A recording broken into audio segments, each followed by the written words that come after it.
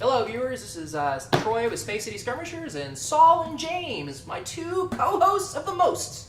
So we're now here to cover my favorite part of Age of Sigmar 2.0, the thing that I've been so excited to show them, Malign Sorceries. This... Not too excited, though. Oh, I am so excited. Like, I changed my underwear decided. It's amazing. That's what I was driving at there. Yeah. It's absolutely amazing. This, I think, is what is going to change the game the most. For better or worse, we'll see. Okay. But I'm going to open this sucker up, and I want you to see some of this stuff. Okay, so before you open it, sure. So what exact, like, if you had to sum this up in, like, I don't know, 20 words or less, like, what is Malign Sorcery? Like, what is it? Awesome.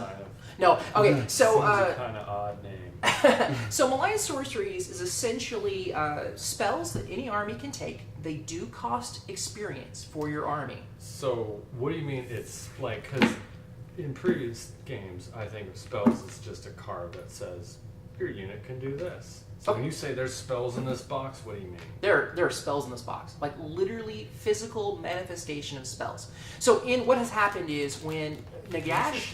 Yeah, when Nagash basically had his hissy fit, that Sigmar has stolen his souls, and everyone has, basically. But anyways, he's like, Wah! He threw a tantrum, and basically caused so much death magic into the world that spells are now not going away. So some spells, when they cast them, they remain in existence. In a battle. Right, so wizards are literally traveling around the planes, going around and just dispelling them. Like, that's a new mercenary thing that's in the fluff. That's so cool. So essentially what this is, they're not all predatory spells, and I'll go the difference between a predatory and non-predatory spell, but there are spells that have an actual model in play, which I can't wait to show you, and they have a sustained effect. So we'll go into that in a second. It's pretty good. Yes? Basically, this is like scenery elements, but spells. Scenery elements, yes. They also move. Okay. Yes, some of them do. Predatory ones, but we'll go to that. But yes, no, you're right. So you can have, but any army can take them that has a wizard, okay? And all of them cost a varying amount of experience. I think it's... When you say experience, what do you mean? Like towards your army, or like, or not experience, but the points to build your army. You said experience. So if you have a 2,000 point army, it can cost some of those points 40 to like 60 points. Towards buying physical spells. Okay. Basically. Yes, exactly. So, and it's like 40 to 60, I think, per spell. Okay. So it's kind of a varying cost. Okay. By the way, in the new Battle Tomes, which we're not going to be covering today, both Stormcast Eternal and Night Haunt, they will have their very own signature Malign Sorcery spells, which is going to be very interesting because I do believe that means we're all going to get them. So it almost sounds like a summon that instead of maybe it can't necessarily be shot at, but it does some sort of aura or buff effect. Each one has a different ability, and some of them are aggressive, some of them aren't. Okay. And I'll go into that because you're on the right track. Okay. Let me open this box up. By the way, I love this box that has a handle on it. I was thinking, it's great. And then the bag inside of it, Wow. it's got artworks on it. And it's reusable. It's got opening things. Oh yeah. So I'm gonna take everything out here. Can you go and take those out, please? So it is important to get all of these out here. Now I probably should assemble these, but it kind of defeats the point of an opening a box video if I actually assembled them, though I really wanted to. So along that line, you have this beautiful book that you're gonna kind of need now. I'm sorry to say, this is another book you have to play the game. It's Malign Sorceries, and inside this book, it covers all the different spells that you can have and a little background on them, histories. So like one of them is the Purple Sun of Shaiish. I love this spell. It's amazing. It is a giant purple sun, and if I can give you an idea, it's the size of a golf ball. I mean, not a golf ball, I mean a tennis ball. It's huge. That's basically all the Purple Sun of Shaiish. It is purple. It is. And it floats around the battlefield and does murder face things. But it's got a whole story about it here that you can cover. And I think the best story, actually, of all of them, like there's Gnashing Jaws, and then Gnashing Jaws. And then there's the Prismatic Palisade and the Eighth Void Pendulum. There's a ton of them in here that are amazing. but this one's my favorite. Mm-hmm. It's a giant pendulum that slides through the different planes, and it exists in all the planes at the same time. Interesting. And it does lots of damage.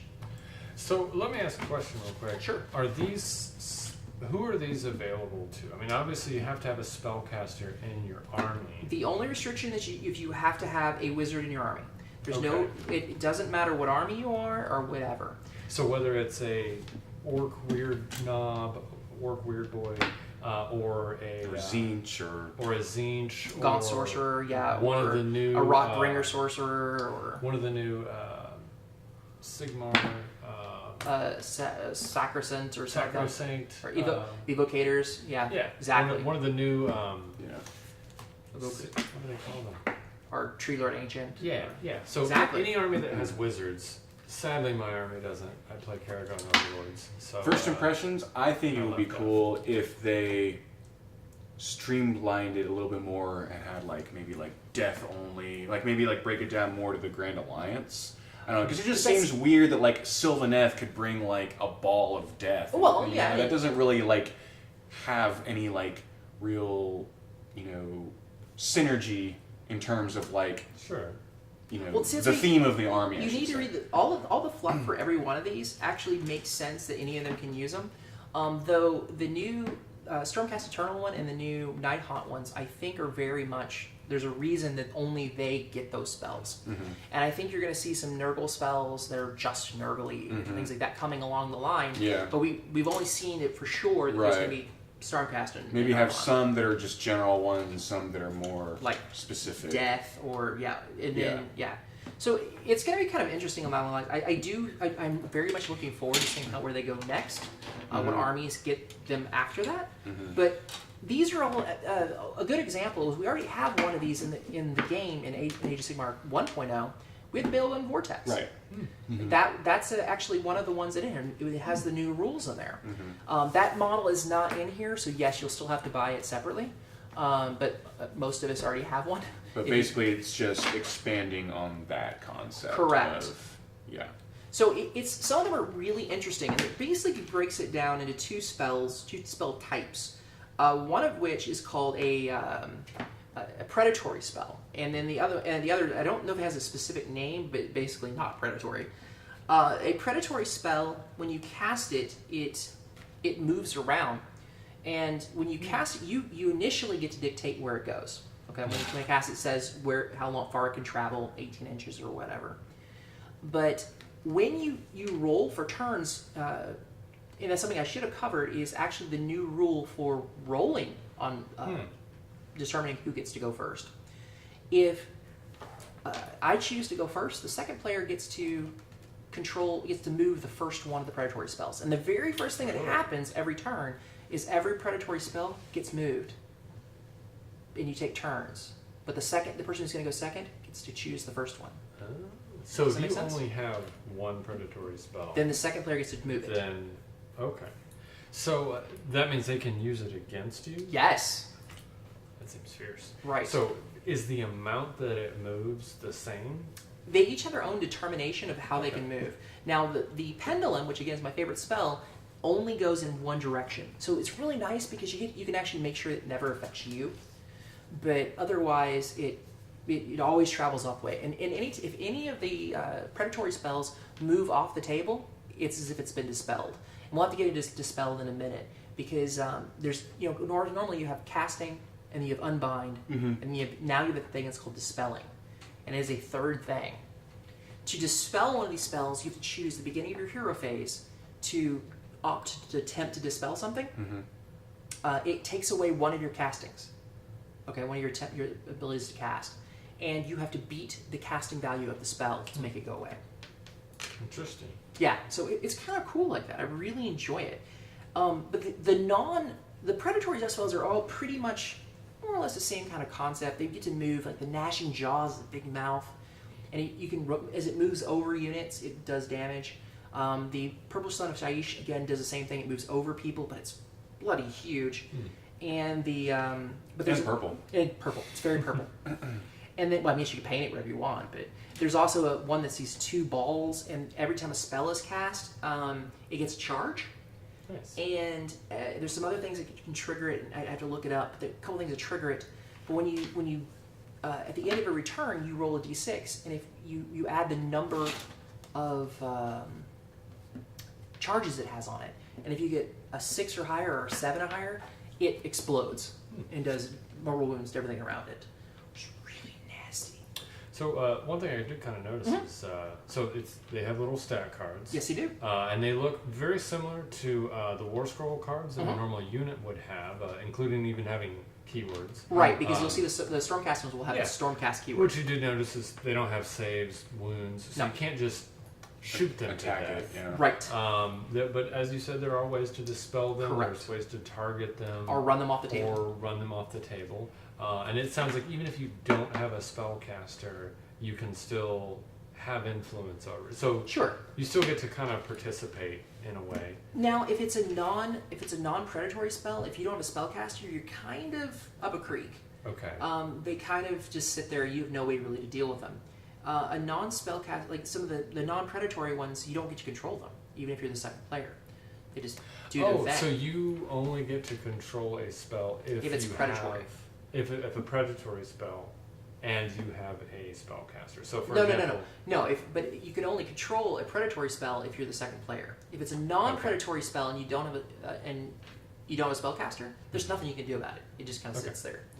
So that's kind of interesting, and I think it's going to hopefully lean people towards using some of the non-predatory spells, like the Palisade, or there's this Soul Snare Shackles that you can place out there, and there's 3 of them, and you place one, and then you place the other 2 within like a certain distance from them, and it halves the movement of all models that are within this aura. And then you also roll a d6, and on a 6, I think, every unit within that aura takes d3 mortal wounds for each 6. Like you roll a 6 for each one, a d6 for each one, and on a 6 they take mortal wounds. So it does do damage. So non-predatory spells can do damage. It's just that they don't move around chasing people. So it's very cool. I'm very excited about this aspect. I suspect you're going to see there's one spell in there. If you can find the Chronomatic Cogs, and that spell I suspect will be in almost every army that can cast it. It is absolutely disgusting. One of the things it does is it increases there's Chromatic Cogs, and it looks like basically a bunch of cogwheels kind of rotated together, and they're spiraling together. It's really neat as a card goes, or as a model goes, but it has 2 effects that you can do with it. It's the Mechanism of Time, and the 2 things are speed up time, which adds 2 inches to the move characteristic of all units on the battlefield, friend or foe. In addition, add 2 charge rolls for all units on the battlefield. And then you have slow down time, which the wizard manipulating the cogs, the one who has control of it, can cast 1 additional spell in his hero phase. In addition, gets to reroll failed save rolls for that wizard. So it's really strong. I suspect that one's going to see the most play of any of them. I mean, I could be wrong, but yeah. So just broad strokes. I mean, it just feels like it's just another element that's trying to add even more depth to the game, more strategy, more customization, more complexity. And beautiful models. I'm sorry, they're so pretty. So, and it's nice that you kind of get that cinematic quality of spell casting, because I mean previously you had to kind of use your imagination of like, well, here's my little robed cloth man with a stick, and he's going to throw a fireball at you, but you can't see it. This unit has a mystic shield on it, which you can't see. Yeah, but this, it's like you're literally summoning a wall of ice, or a giant flaming maw of teeth that's going to come and attack your infantry and do some gnashing. Yes, there will be much gnashing of teeth. Nice. Well, there's only one other aspect of this book that I want to go into, and it's the spells of the realms. And in our last video, we discussed how you can now play in the different realms, like Quiche and Giran, Don't lose your seat over this. Right. Yes. So as you play in these realms, every wizard, if we're playing in the realm of Giran, which is the realm of life, every single wizard on the battlefield, both sides, has access to these 6 spells. And you don't pick them, as far as I understand. You just have them. So it's really interesting. It adds another nuance to that whole realm that we were talking about earlier. Not just the planar ability, but also these spells that affect it. Like in Ghirin, one of them is, I think it's Realm Blood. Realm Blood has a casting value of 7. If successfully cast, heal D3 wounds allocated to the caster. That's really cool. So yeah, I really look forward to seeing these in use as well whenever you're talking about the different realm fighting. Interesting. Yeah, no, it's just, yeah, you're right. I think this is just going to bring a whole nother... Oh, it also adds the artifacts of the realms as well that you can choose. So you have new artifacts that are devoted to particular realms.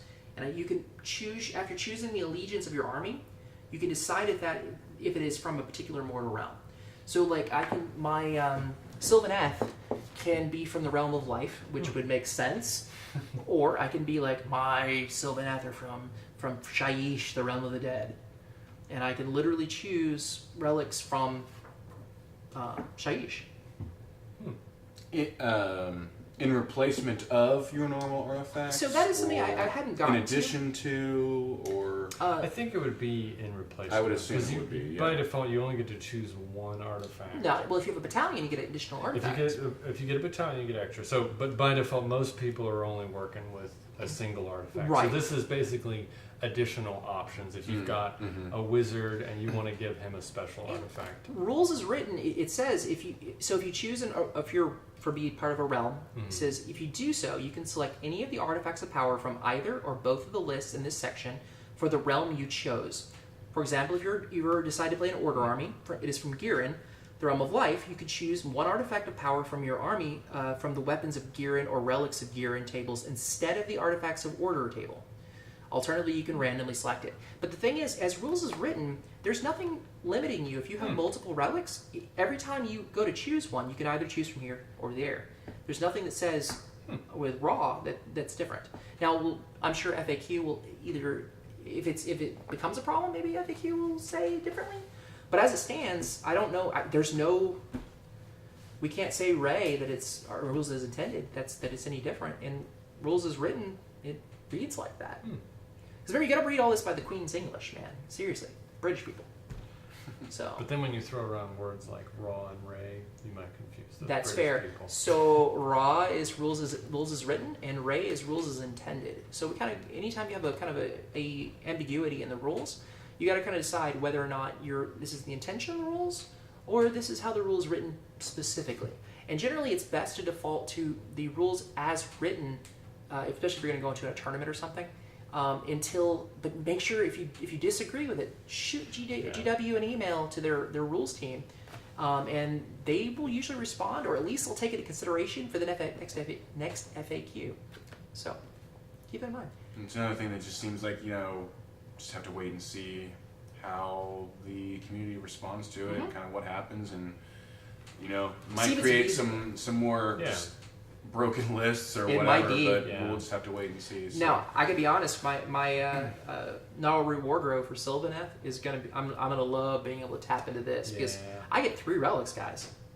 So it's gonna be pretty nasty. And for those who play non-magic user list, it's really gonna make you want to consider allying with a wizard. Like a lot of folks have, for example, I play Caradron Overlords, and I don't have any options other than one guy that can dispel. So allying with the Stormcast Eternals, their new wizards, doesn't seem like too bad an idea now. So a lot of good things are happening for wizards in this new edition.